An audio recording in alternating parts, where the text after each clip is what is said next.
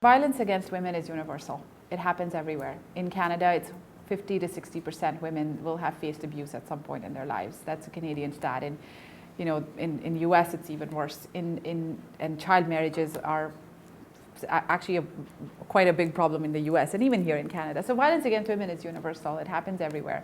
And certainly, like with all the work that I've done, especially with social media, like I get messages from everywhere. Like I did a Yahoo video a year and a half ago or 2 years ago, which went viral. It's now at like 12 million views or something. And I could tell where it's being shared because I would start getting messages from there.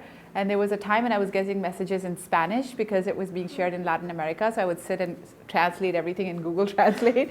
So anyway, back to your question. It's universal, sadly, but the experience of it is highly cultural. So the level of shame and stigma that's associated with walking away or with speaking up is very different from culture to culture.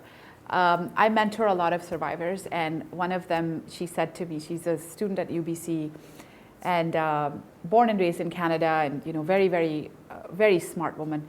And she said something very profound the other day. She's like, Samra, when a white woman leaves an abusive marriage, more often than not, she will find some support. She will find people who will champion her and say, good for you, that you left him.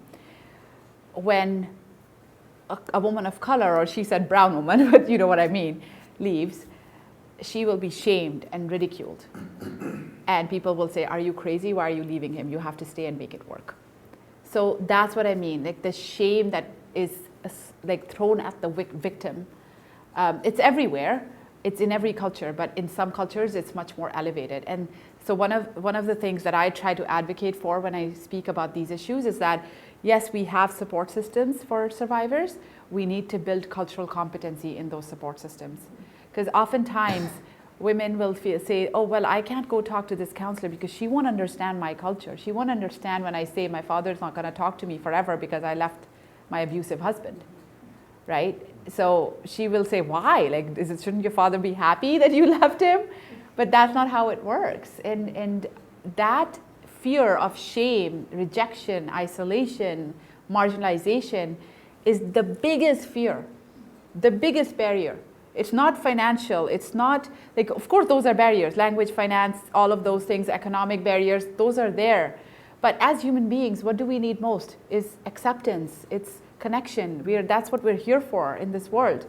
And when you feel that if I leave this, everybody will stop talking to me and I'll be a source of shame, then I don't want to be like that. And I don't want to leave. So that is what keeps so many trapped. And there's so much, and it creates this culture of silence, which actually silence becomes the biggest ally of abuse. And this is all kinds of abuse. So whether it's sexual, physical, whatever.